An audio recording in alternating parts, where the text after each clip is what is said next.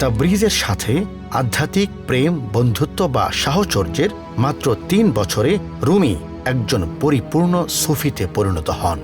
জাঁকজমকপূর্ণ পোশাক ছেড়ে দিয়ে তিনি সাধারণ ফকিরের পোশাক পরিধান করেন। কিন্তু দুর্ভাগ্যবশত গুরু শামস তাবরেজকে তার চোখের সামনেই হত্যা করা হয়। আধ্যাত্মিকতার গুরু শামস মোহাম্মদ তাবরেজের মৃত্যু মাওলানা রুমিকে অত্যন্ত মর্মাহত করে তোলে।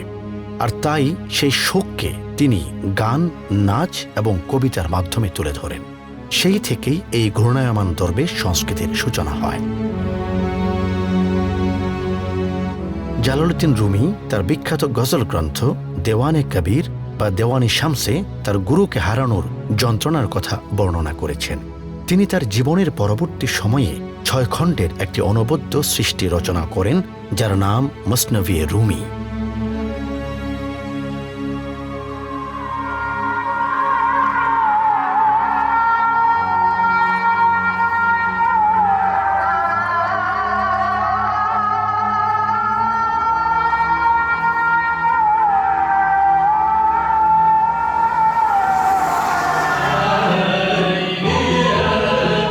কোনিয়ার স্থানীয় অডিটোরিয়ামে প্রতি শনিবার সন্ধ্যায় রুমির ওপর বিশেষ সাংস্কৃতিক অনুষ্ঠান হয়।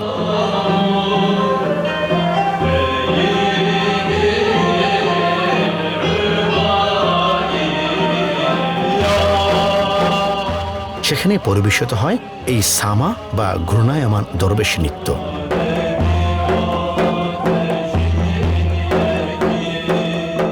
জন 25 শিল্পী প্রায় একত্রে 40 মিনিট যাবৎ তাদের পারফরমেন্স দেখান।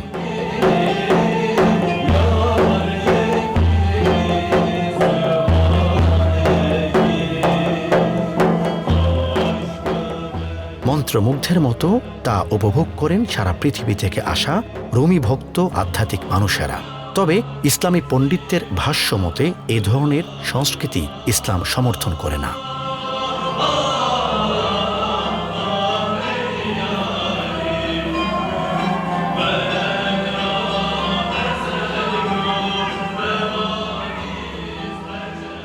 কোনিয়ায় এখনও রয়ে গেছে তাবরিজ রুমির আধ্যাত্মিক প্রেমের অসংখ্য স্মৃতিচিহ্ন। সুফি সাধক শামস তাবরিজের সমাধিটিও কোনিয়ার তাবরিজ নগরে স্বমহিমায় গুরু শিষ্যের আধ্যাত্মিক প্রেমের সাক্ষ্য দিয়ে চলছে।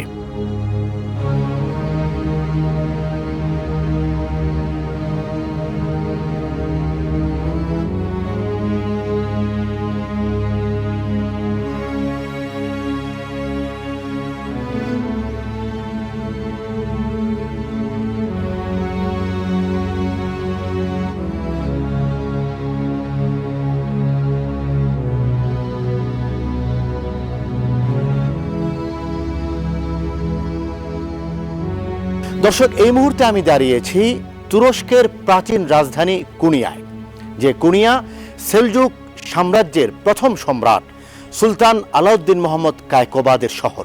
আর তিনি ছিলেন সেলজুক সাম্রাজ্যের প্রথম সম্রাট। শুধু তাই নয়, হাজারো বছর পূর্বে নির্মিত এই শহরে আমার পেছনে যে গম্বুজটি দেখতে পাচ্ছেন, এখানেই রয়েছে সুলতান আলাউদ্দিন মোহাম্মদ কায়কোবাদের সমাধি।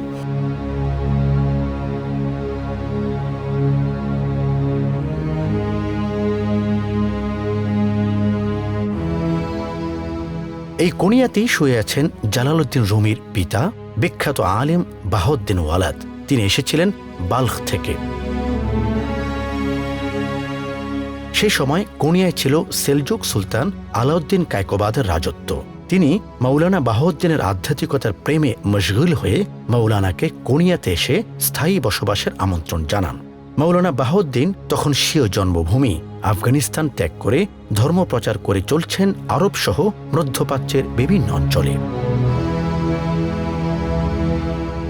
সুলতান আলাউদ্দিন কায়কোবাদ তাকে রাজধানী কোনিয়ার মাদ্রাসার প্রধান শিক্ষকের দায়িত্ব প্রদান করেন। তাকে বসবাসের জন্য দেওয়া হয় সেলজুক প্রাসাদের একটি অংশ। 1231 সালে মৃত্যুর পর এখানেই তাকে সমাহিত করা হয়। এখান থেকে অল্প দূরেই সুলতান আলাউদ্দিন কায়কোবাদ নির্মিত বিখ্যাত মসজিদ আলাউদ্দিন জামে বা আলাউদ্দিন জামে মসজিদ। আধ্যাত্ম প্রেমের স্মৃতি সাক্ষ্য হয়ে সেখানেই শুয়ে আছেন আলাউদ্দিন কায়কোবাদ।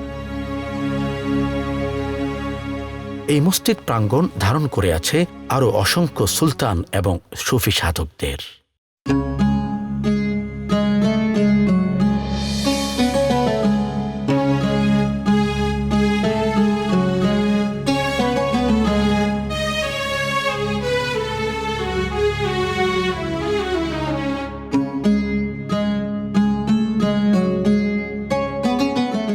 তুরস্কের বিখ্যাত প্রদেশ কোনিয়ার একটি চমৎকার জায়গা, যে জায়গায় একজন মানুষ শুয়ে আছেন, এই মানুষটির সঙ্গে আছে আমাদের অনেক পরিচয়।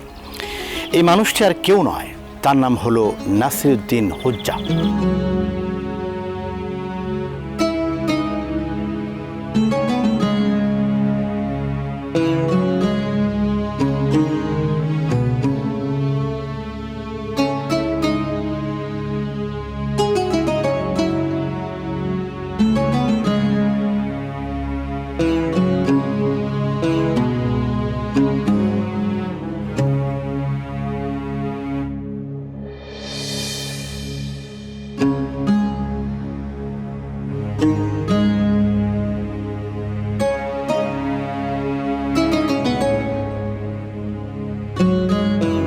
মধ্যযুগে এই মুসলিম সুফি হাস্যরসাত্মক কৌতুকের জন্য ছিলেন বিখ্যাত। সেলজুক শাসনামলে তিনি তার জ্ঞান ও প্রজ্ঞার আলোয় বিশ্বকে আলোকিত করেন।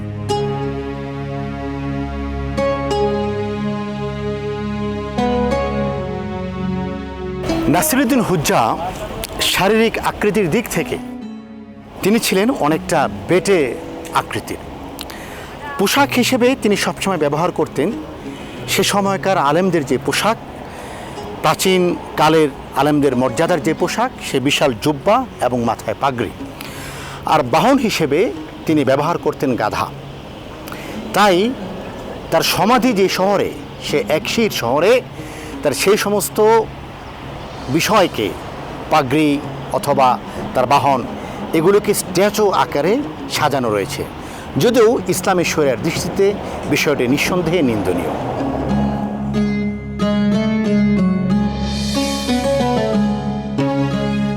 পুরো শহর জুড়ে মোল্লা নাসিরউদ্দিনকে এমনভাবে ধারণ করা হয়েছে যেন একশেহির শহরটি কৌতূহলোদ্দীপক হয়ে উঠেছে।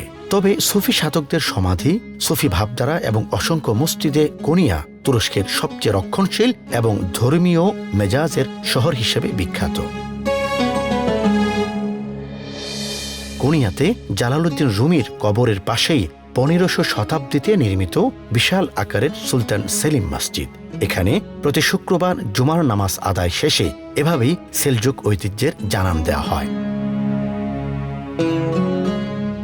একদিকে তুর্কি ধাঁচে গড়া অসংখ্য মসজিদ, মাদ্রাসা, অন্যদিকে পুরোপুরি ইউরোপীয় ধাঁচে গড়া আধুনিক কোনিয়া। আবার সেলজুক ও উসমানিয়া সাম্রাজ্যের ঐতিহ্যকে ধারণ করেছে সমান যত্নের সাথে।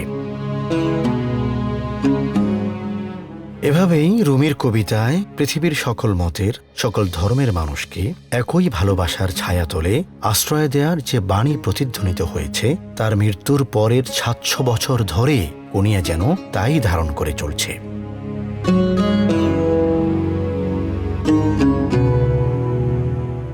রুমির সেই স্বর্গীয় ভালোবাসায় এখনো সিক্ত কোনিয়া, সিক্ত পৃথিবীর মানুষেরা। সবকিছু মিলে এ যেন সত্যিই এক আধ্যাত্মিকতার অনন্য নগরী।